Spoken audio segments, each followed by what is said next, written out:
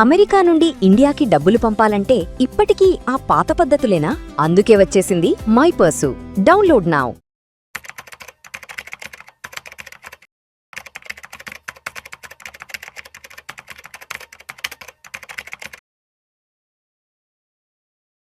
Suman TV ప్రేక్షకులకు స్వాగతం. నేను doctor Anil Kumar Bachchu, certified financial ప్లానర్ని.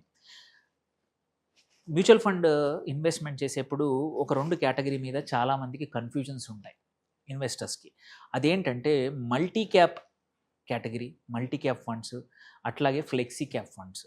ఈ రెండింటికి తేడా ఏంటో చాలామందికి అర్థం కాదు. అర్థం కాక అంటే ఇన్వెస్ట్మెంట్ జరుగుతుంది.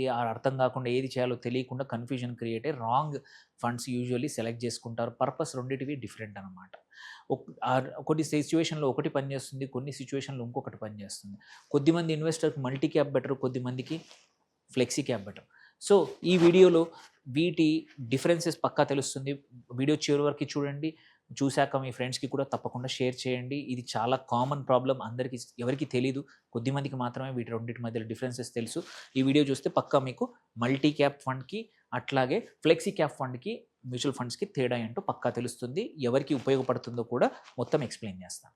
ఫస్ట్ థింగ్, వీటి రెండింటి మధ్యలో తేడా ఏంటి, అవి ఏంటి అని మనం సెబీ ప్రకారం ఏంటంటే మల్టీ క్యాప్ ఫండ్స్ ఏంటి, 25% ఈచ్ కంపల్సరీగా లార్జ్ క్యాప్లో, మిడ్ క్యాప్లో, స్మాల్ క్యాప్లో మినిమం కంపల్సరీ 25 చేయాలి. మిగిలిన 25ని ఈ 3 కేటగిరీలో ఎక్కడైనా ఇన్వెస్ట్ చేయొచ్చు.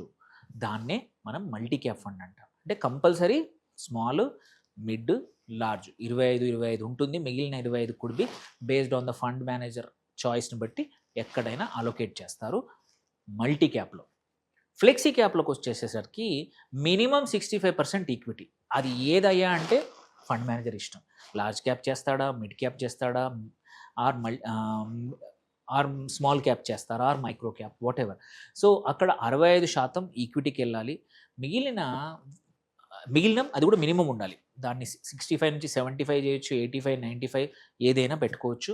క్యాషా, డెట్టా, మిగిలింది ఏదైనా చేయొచ్చు. అది ఫ్లెక్సీ క్యాప్. అందులోనే ఫ్లెక్సిబిలిటీ ఉందన్నమాట. నువ్వు ఎక్కడ ఏ క్యాప్ అనేది నీ ఇష్టం. అంటే నీ ఇష్టం అంటే I mean to say fund manager ఇష్టం. మార్కెట్ సిచ్యువేషన్ తగ్గట్టు, తన యొక్క స్టైల్కి తగ్గట్టు fund manager can change allocation. 50% mid క్యాప్కా, 50% లార్జ్ క్యాప్కా, ఆర్ డైనమిక్గా చేస్తాడా అనేది వాళ్ళ ఇష్టం. అందుకే దాన్ని ఫ్లెక్సీ క్యాప్ అనేది మచ్ మోర్ డైవర్స్, కొంచెం రిస్క్ ఎక్కువ కేటగిరీ. ఎందుకంటే ఫండ్ మేనేజర్ ఒక ఫండ్కి ఇంకో ఫండ్కి, ఫండ్ మేనేజర్కి ఫండ్ పర్ఫార్మెన్స్ చాలా తేడా ఉంటుంది ఫ్లెక్సీ క్యాప్లో. రీజన్, ఎందుకంటే ఒక్కొక్క అప్రోచ్ తీసుకుంటారు. అక్కడ ఇట్స్ ఫ్లెక్సిబుల్ చాయిస్ అనేది ఫండ్ మేనేజర్ దగ్గర ఉంది. దెన్ అలొకేషన్ స్టైల్ ఏంటంటే ఇక్కడ స్ట్రక్చర్డ్ ఫ్లెక్సీ క్యాప్ మల్టీ క్యాప్లో, వెరాజ్ ఇక్కడ డైనమిక్ ఉంటుంది ఫ్లెక్సీ క్యాప్లో. అట్లాగే చూసుకుంటే స్మాల్ క్యాప్ మినిమము 25% ఉంటుంది మల్టీ క్యాప్లో, but there can be no small cap also. It's up to fund manager in the flexi క్యాప్లో. అట్లాగే ఫండ్ మేనేజర్ రోల్ ఏంటంటే మల్టీ క్యాప్లో కొంచెం తక్కువ ఉంటుంది, ఎందుకంటే 25 ఉంటుంది కాబట్టి తక్కువ. వెరాజ్ ఫ్లెక్సీ క్యాప్లో చాలా హ్యూజ్ ఉంటుంది. Full role important. Fund manager performance, వాళ్ళ టీం యొక్క అనాలిసిస్ మీదనే మొత్తం ఫండ్ పర్ఫార్మెన్స్ డిపెండ్ అయి ఉంటుంది. అట్లాగే వొలటిలిటీ చూసుకుంటే మల్టీ క్యాప్లో హయ్యర్ ఉంటుంది, బికాస్ 3 రకాల కేటగిరీస్ కూడా, స్మాల్ క్యాప్ కూడా ఉంది. బట్ ఇక్కడ ఫ్లెక్సీ క్యాప్లో ఏంటంటే మేనేజర్ని బట్టి మోడరేట్ నుంచి హయ్యర్ ఉండొచ్చు.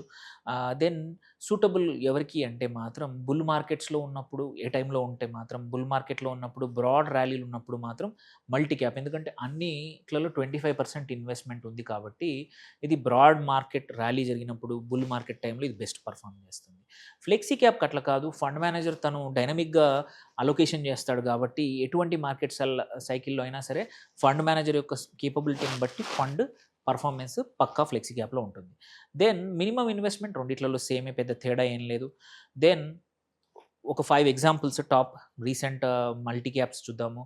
కోటక్ మల్టీ క్యాప్ కానీ లాస్ట్ 3 years 25% ఇచ్చింది. అట్లాగే Mahindra Manulife multi cap, ICICI Prudential multi cap కానీ, అండ్ నిప్పాన్ మల్టీ క్యాప్ కానీ, LIC MF mutual fund multi caps, ఇవన్నీ కూడా లాస్ట్ 3 years డేటా ప్రకారం టాప్ 5 సిఏజిఆర్. అట్లాగే దెన్ ఫ్లెక్సీ క్యాప్కి వచ్చి చూస్తే same last 3 years top 5 performance చూసుకుంటే bank of India flexi cap కానివ్వండి, మోతీలాల్ ఓస్వాల్ ఫ్లెక్సీ క్యాప్ కానివ్వండి, జేఎం ఫ్లెక్సీ క్యాప్ కానీ, Quant flexi cap and HDFC flexi cap, ఈ top 5 funds in this category అనమాట. సో ఇప్పుడు ఏంటంటే ఇవన్నీ చెప్పాను, ఎక్స్ప్లెయిన్ చేశాను. ఇప్పుడు ఎవరికి ఏది బెటరు అనేది చూద్దాం. ఒకటేంటంటే మాత్రం మల్టీ క్యాప్ కొంచెం కాషన్. నేను చెప్పాను బ్రాడ్ మార్కెట్లో ర్యాలీ జరిగినప్పుడే ఆర్ బుల్ మార్కెట్ ఉన్నప్పుడే బెటర్ అని. సో ఒక 5 to 7 ఇయర్స్ మీరు ఇన్వెస్ట్మెంట్ హొరైజన్ ఉండి, నాకు పెట్టే డబ్బుల్ని ఏది తెలీదు, నేను ఎందులో పెట్టాలో తెలియదు అంటే ఈక్వల్ అలొకేషన్ చేసేసుకొని ఒక మల్టీ క్యాప్ 1-2 ఫండ్స్లో మనం మొత్తం డైవర్సిఫై చేసేసుకోవచ్చు through one fund in multi cap అనమాట. సో సిప్ మోడ్, జనరల్గా SIP mode is better for this one. అట్లాగే చూసుకుంటే లంసమ్ జనరల్గా అవాయిడ్ చేయమంటాము, ఎందుకంటే ఏ సెక్టర్ అని కాకుండా ఈక్వల్గా అలొకేషన్ అవుతుంది కాబట్టి యూజువల్ ఏంటంటే ఒక్కొక్క టైంలో ఒక్కొక్క సెక్టర్ బాగా పర్ఫామ్ చేస్తున్నప్పుడు కొంచెం అయినంత వరకు లంసమ్ అవాయిడ్ చేయమంటాము. బట్ నిఫ్టీ స్మాల్ క్యాప్ ఏమంటారు బాగానే ఉంది కాబట్టి చేయొచ్చు, బట్ కొంచెం జాగ్రత్త when compare to flexi cap. Flexi cap వచ్చేసి మనం చూసుకుంటే మేనేజర్ ఏంటంటే అవసరానికి తగ్గట్టు లార్జ్ క్యాప్ నుంచి మిడ్ నుంచి స్మాల్ చేస్తాడు, డైనమిక్ కాబట్టి this is suitable for most of the people. ఎటువంటి మార్కెట్ సైకిల్స్లో ఉన్న మోర్ ఆర్ లెస్ ఇది పిక్ చేసుకుంటారు. Fund manager can pivot, change చేయొచ్చు. అట్లాగే మనం ఎగ్జాంపుల్ తీసుకుంటే పరాగ్ పారిక్ ఫండ్ ఉంది, flexi cap one of the popular one. Indian market బాగాలేకపోతే కొంచెం యూఎస్ అలొకేషన్ చేసి ఈవెన్ టఫ్ టైంలో కూడా బెటర్ రిటర్న్స్ ఇచ్చింది ఆ ఫండ్. సో పివట్ అనేది ఇక్కడ ఫ్లెక్సీ క్యాప్లో పాసిబుల్ ఉంది. అట్లాగే మల్టిపుల్ కంపెనీస్, ఈవెన్ యాక్సిస్ కానీ చాలా కంపెనీస్ మల్టీ క్యాప్లో ఇంటర్నేషనల్ ఇన్వెస్టింగ్ కూడా చేసుకోవడానికి అవకాశం ఫండ్ మేనేజర్కి ఉండడం వల్ల ఎక్స్పోజర్ తీసుకొని మంచి రిటర్న్స్ ఇండియన్ మార్కెట్ బాగాలేనప్పుడు కూడా ఇచ్చారు ఫ్లెక్సీ క్యాప్లో. సేమ్ వే మనం చూసుకుంటే ఇందులో బోత్ లంసమ్ అయినా పర్లేదు, ఎస్ఐపి అయినా పెట్టుకోవచ్చు. ఇట్ డిపెండ్స్ ఆన్ మన రిస్క్ ప్రొఫైల్, మన ఎక్స్పెక్టేషన్స్ తగ్గట్టు. అండ్ ఎవరు ఇన్వెస్ట్ చేయాలి, ఇన్వెస్టర్ ప్రొఫైల్ ఏంటి, దీన్ని చూసుకుంటే మల్టీ క్యాప్కి వచ్చేసి కొత్త ఇన్వెస్టర్స్ అయినా చేసుకోవచ్చు. లాంగ్ హరైజన్ ఉంటే మంచిది, 7+ ఇయర్స్ ఉంటే. ఎస్ఐపి డిసిప్లిన్డ్ ఇన్వెస్టర్స్ ఎవరైతే ఉంటారో వాళ్ళకి ఇది బెస్ట్. అట్లాగే గోల్డ్ బేస్డ్ ఇన్వెస్ట్మెంట్లో కూడా దీన్ని యాడ్ చేసుకోవచ్చు. మోడరేట్ నుంచి హై రిస్క్ పక్కా ఉంటుంది దీంట్లో. వెరాస్ ఫ్లెక్సీ క్యాప్ చూసుకుంటే ఇది కొంచెం మార్కెట్ అవేర్నెస్ ఉండాలి, మనం ఏ టైంలో ఉన్నాం. అందుకే ఫండ్ సెలక్షన్కి మార్కెట్ అవేర్నెస్ ఒక అడ్వైజర్ ఉంటే చాలా మంచిది ఫండ్ ఈ కేసులో. అండ్ రిస్క్ కాన్షియస్ ఇన్వెస్టర్స్ పక్కా సూటబుల్ అవుతుంది. గ్లోబల్ డైవర్సిఫికేషన్ జరుగుతుంది, చాలా ఫండ్స్ గ్లోబల్ వాటిలో కూడా పెడతా ఉన్నారు. Medium horizon even 3 to 7 years వాళ్ళకు కూడా ఫ్లెక్సీ క్యాప్ సూటబుల్ అవుతాయి.